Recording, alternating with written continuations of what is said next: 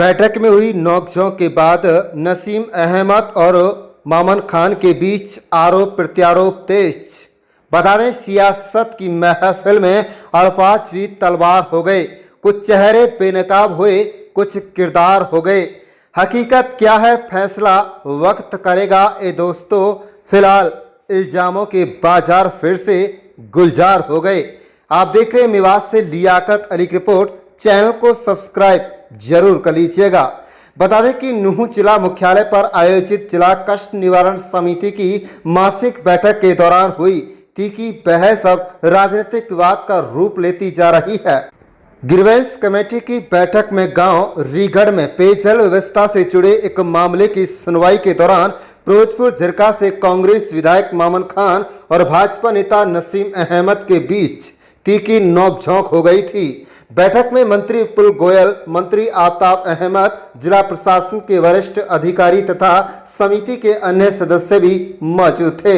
मंत्रियों और अधिकारियों के हस्तक्षेप के बाद तत्काल स्थिति को शांत कराया गया, लेकिन बैठक के बाद ये बात सोशल मीडिया और मीडिया मंचों तक पहुंच गया। बैठक के बाद दोनों नेताओं के बीच सोशल मीडिया पर भी आरोप प्रत्यारोप का सिलसिला शुरू हो गया। इसी क्रम में मंगलवार को भाजपा की ओर से नूंह में आयोजित एक प्रेस वार्ता में भाजपा नेता नसीम खान ने कांग्रेस विधायक मामन खान पर कई गंभीर आरोप लगाए हैं। प्रेस वार्ता में भाजपा जिला अध्यक्ष सुरेंद्र सिंह पिंटू सहित पार्टी के अन्य पदाधिकारी भी मौजूद रहे। जो जनप्रतिनिधि का काम है, जो उनकी समस्या है उनको उठाना, और जनता जिसको चुनती है उससे यही उम्मीद करती है।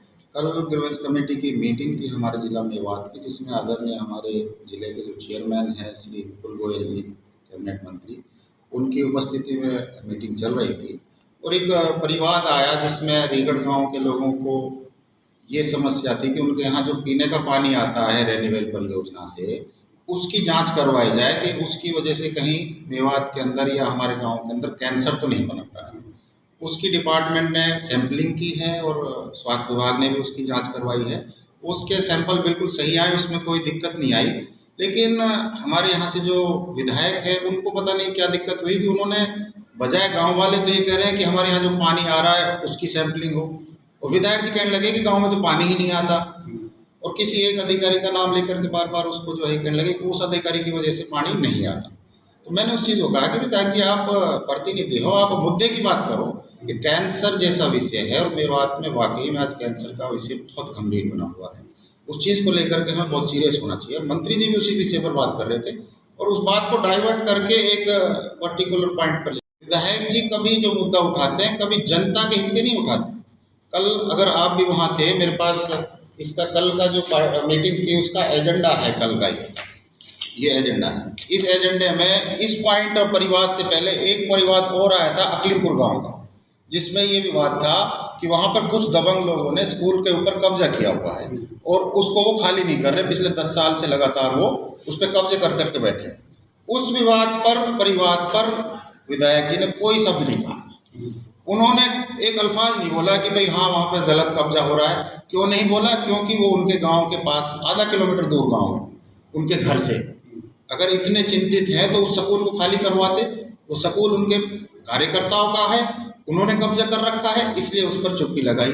और जहाँ कोई विवाद ही नहीं था उस चीज़ को विवादित करने की कोशिश कर रहे थे। हमेशा फिरोजपुर झिरका की जब विधानसभा में विवाद उठाने की बात करते हैं, ये कोई जनहित से मुद्दा नहीं उठाते, अपने निजी स्वार्थ के लिए, पदाधिकारियों पर दबाव बनाने के लिए, ठेकेदारों पर दबाव बनाने के लिए, और मैं बड़ी जिम्मेदारी से कह रहा हूँ ठेकेदारों से कमीशन खाने के लिए ये हमेशा पॉइंट रखते हैं। तो मेरा तो ये कहना है कि ये एजेंडा मैं आपके सामने रख रहा हूँ, ये मैं आपकी कॉपी भी आपको दे दूंगा और सारी चीज़ें रख दूँगा।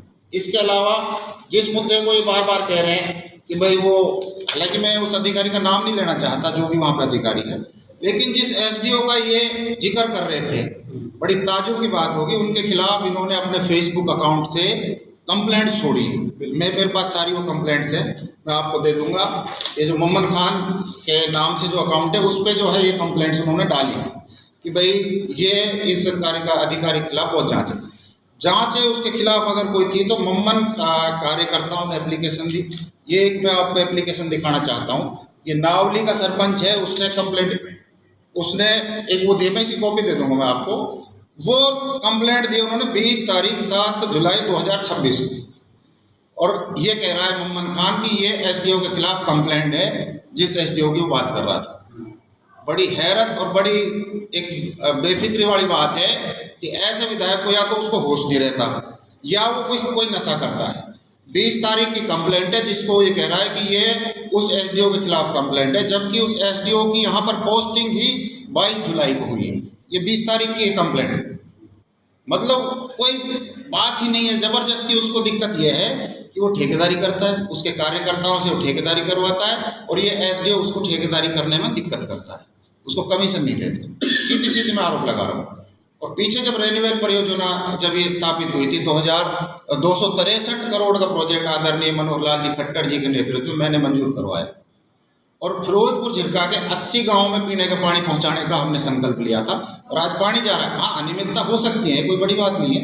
कोई भी जब बड़ा प्रोजेक्ट 263 करोड़ का फिरोजपुर झिरका विधानसभा के काम होना, ये अपने आप में बहुत बड़ी बात है।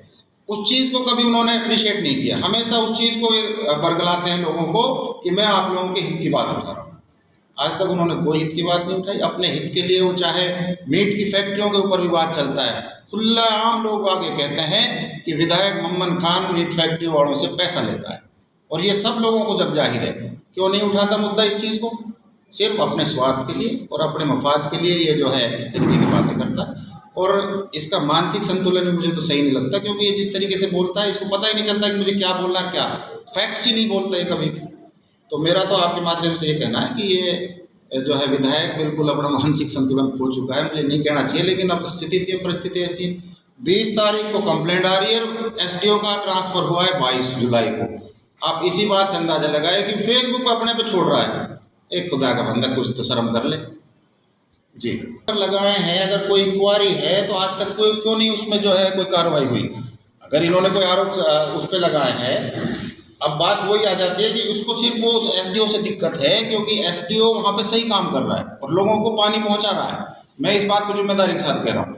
और उसकी 22 तारीख को पोस्टिंग हुई है, एक साल से तो अगला यहाँ पे था ही नहीं, वो एसडीओ की पोस्टिंग ही नहीं है, तो वो कब गवर्न कर देगा? दूसरी बात, उसकी जो भी कोई अगर कंप्लेंट है मोहम्मद खान के कार्यकर्ताओं ने ही दी है, ये जफरुद्दीन सरपंच, ये एक जो है कोई श्याम छाबड़ा, सोनू जय सिंह, ये सब कार्यकर्ता है। उनकी फेसबुक और उस पे अकाउंट पे देख लिया, सिर्फ मोहम्मद के कार्यकर्ता हैं। एक वो है वहाँ पे है, क्या नाम है इसका, रमेश कामरा, फिरोजपुर जिला। मतलब ऐसे लोगों से कंप्लेंट दिलवाता है ताकि अधिकारियों पे दबाव बन सके। और इस तरीके की कोई बातें हैं तो भाई जांच हुई है, और जांच में आज तक उसके खिलाफ कोई ऐसा कोई आरोप सिद्ध नहीं हुआ है कि एसडीओ ने कहीं गबन किया या इसमें गबन अगर हुआ है तो इसके जो ठेकेदार थे उन्होंने इसमें बेकायदगियाँ की हैं, उनकी जांच होनी चाहिए। मैं ये मांग भी करता हूँ, मैं उसकी करवाऊंगा। वो विषय रहा हमारा एक तो तिरंगा यात्रा, जो हर वर्ष की तरह यात्रा निकालते हैं, उसकी तैयारी के लिए बैठक हुई है।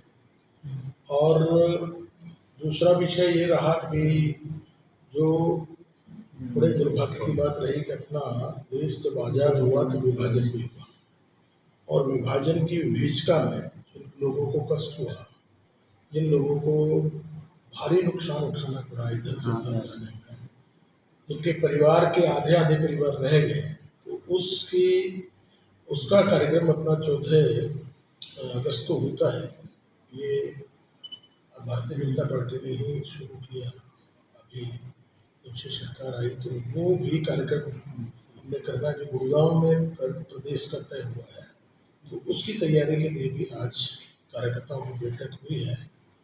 और जो हमारी परंपरा है, गुरु की परंपरा, हमारी पुरानी संस्कृति, उसके अनुसार गुरु को भगवान से भी बढ़कर माना है। गुरु क्योंकि भगवान को मिलाने वाला गुरु है, इसलिए गुरु पूर्णिमा है कल, तो उसके लिए अपने लोग मंदिरों में जाएंगे, गुरुओं के दर्शन करेंगे, उनका आशीर्वाद लेंगे, उनका सम्मान करेंगे। उसके लिए भी अपनी ये बैठक हुई है।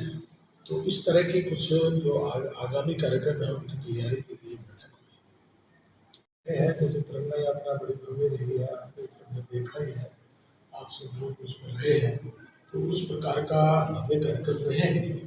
और इसी तरह से पिछली बार भी हमारे यहाँ से लगभग 1500 संख्या अपने जिले से विभाजन निष्ठा के कार्यक्रम में गए थे, तो उस तरह की अच्छी भव्य तैयारी रहेगी।